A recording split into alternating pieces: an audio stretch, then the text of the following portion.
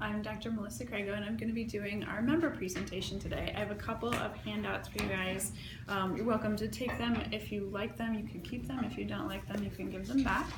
But these are just a few things that I'll pass these ones down this way. These are some nerve charts. So one is just, these are charts that I have up in my office, and it gives you a distribution of how your nervous system goes throughout your entire body. You can take one, yeah. And this last one, I only have a few copies, but this is, if you want to just take a look at these check boxes, these are, if anybody in your life has any of these things, they're a great person to refer over to talk to me. So you can take a look at this one and just pass it around. So, let's see. I'm wait for handouts to go around.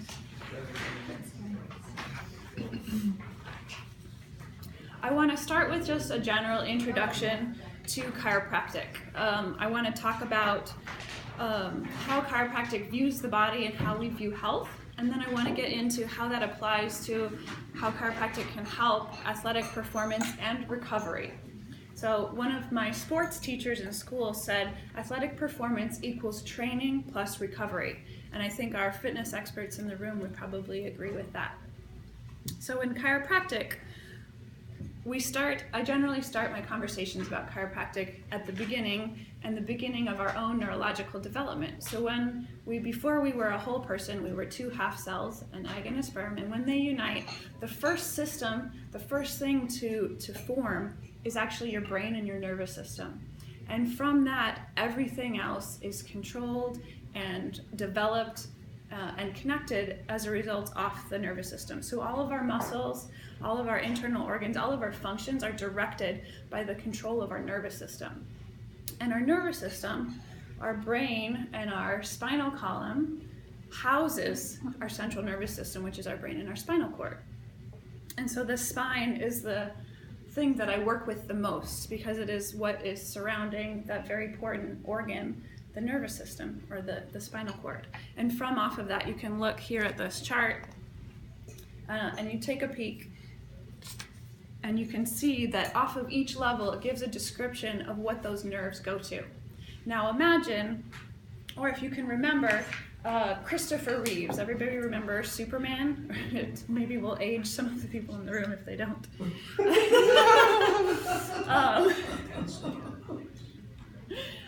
But Christopher Reeves fell off of his horse and he broke the top bone in his neck. So the top bone in the neck, and then what happened? He had to have an iron lung to help him breathe. He had to have a feeding tube to help him eat. So the top bone in the neck is the master controller bone. All of the nerves in your entire body go past through that area to go into your brain, and then your brain sends messages down through your body to that. And you think if somebody were to break their spine here and then they lose functions below that. So imagine now that you haven't broken that area, but it's misaligned. All it takes is the weight of a dime to change the function of the nerve. So what I do is I look at the spine and I look for any place that's not moving properly or not aligned properly, any place where that weight of the dime is changing the function of those nerves. Now imagine I make a photocopy of one of these handouts, and then I make a photocopy of that photocopy, and I make a photocopy of that photocopy. Now, I may not notice any change in quality from the first photocopy to the second, but if I keep making copy of copy of copy of copy, and say the quality on one of them didn't get quite right, down when I get to the 50th copy, all of a sudden I've got a really crappy copy. The same thing happens with our bodies. Our bodies are breaking down and rebuilding constantly every single day. Our red blood cells, it's about every 3 months. Our skin cells, our eye cells, our digestive systems, everything is breaking down and rebuilding. Now imagine, say I've got a misalignment, a place where that nerve is not functioning quite right. My brain doesn't have complete communication with the body in that area, and I'm breaking down and rebuilding, and that message from the brain to the body isn't quite clear. And so the copy starts to get crappy, and all of a sudden I've got an ache, a pain, a disease, a dysfunction. And then my job to do is to restore the communication between your brain and your body, and that intelligence that guided you from 2 cells into 1 trillion and grew your eyes and your arms and your legs all in the right place and keeps your heart beating and your lungs breathing even when you don't have to think about it. So when we reconnect that system, the body begins to heal because the body begins to function the way it's supposed to, the way that it is made to. Now, how that then transfers over, some more scientific detail. I'm taking a lot. So our door prize for the member presentation is actually going to be a choice between this, an e-copy of this book, which is called The Reality Check. And this was written by a neuroscientist who's also a chiropractor out of New Zealand. And it's got a lot of really great, hard scientific explanations of how chiropractic works, not just in the body, but how it changes what happens in the brain.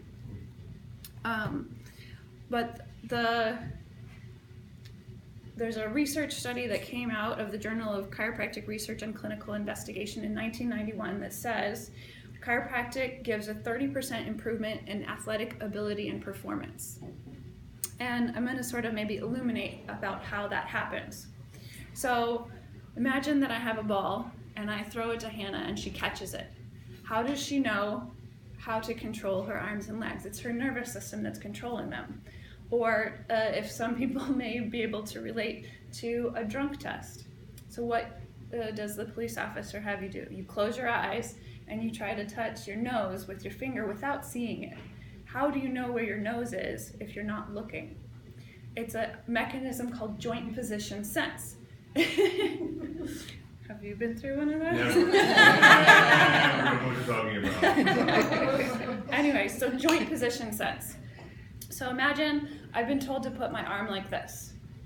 Now there's little sensors in my elbow, in my wrist, in my shoulder that tell my brain where my arm is.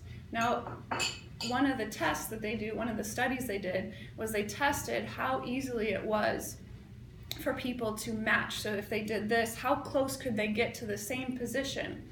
Now, how important is that in athletic performance? Somebody who is trying to throw a punch or block something or throw a ball, swimming, how important is it for them to know where their joints are in space?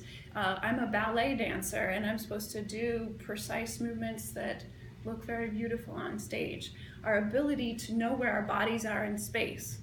Now, I also think of importance, everyone is some sort of athlete. Now, how important is your sense of body to an elderly person in their balance? So it's not just in athletic performance, but it's in our everyday life.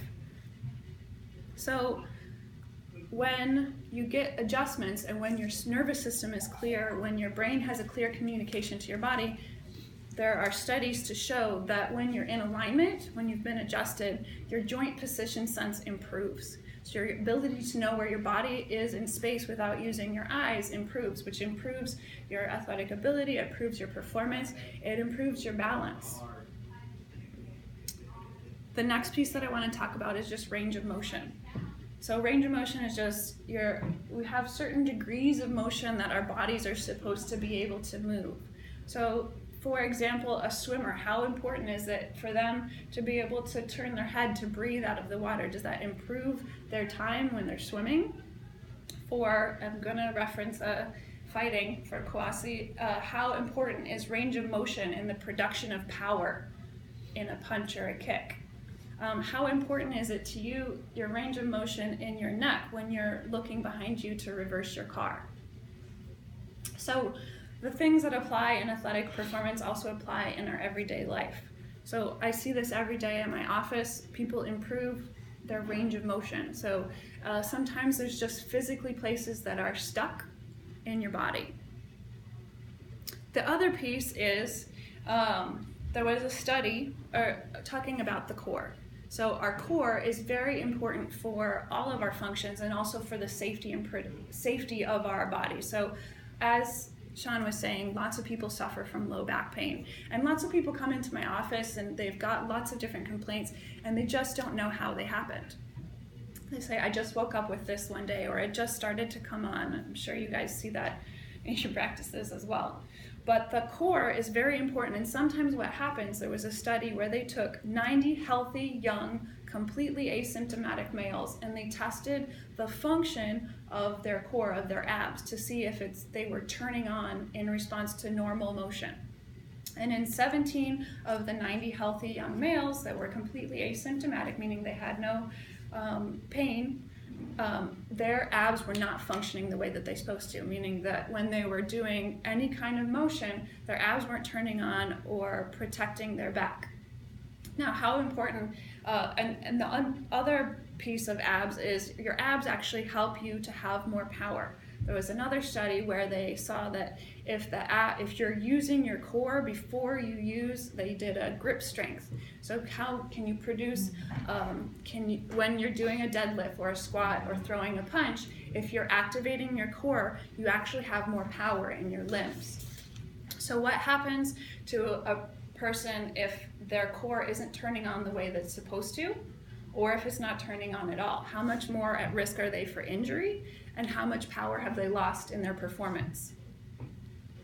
In that same study, with one adjustment of those 17 males who didn't have proper core engagement, one adjustment increased their ab performance by 40%. And then in a separate study, they looked at a 12-week series of chiropractic adjustments, and this was more for elderly adults with looking at balance. But balance applies to all of us and connection of our nervous system. So in elderly adults, 30 to 40% of them are at risk, or they have at least one fall a year. And as they age more, that number increases, so they have more falls per year. So they did a study where they gave elderly adults 12 weeks of chiropractic care, and they saw improvement not only in their balance, but they saw improvement in that joint position sense, but they also saw improvement in the speed of their reactivity. So that also applies. So your ability to, if you're balancing, your ability to react to different changes in balance, the speed at which they're able to react improved, in addition to their improvement of just where their body was in space. So just one adjustment can make a huge difference, but consistent care in your life also makes a bigger difference. If anybody ever has any questions about how chiropractic works, or how it could work for your body or for your clients, please don't hesitate to ask. One of the very important things in my office, as I was sharing with Adam earlier, is education. So we do series this month, or coming up in July, we're doing a series of exercise, nutrition, foam rolling, lots of different classes in the office, and I always have a spinal health care class once or twice a week in the office. So if anybody ever has questions just about the basics of how chiropractic works or how spinal health is important, we have those in our office every week. So thank you for your time. Dr. Melissa Gregory. Thank you. Any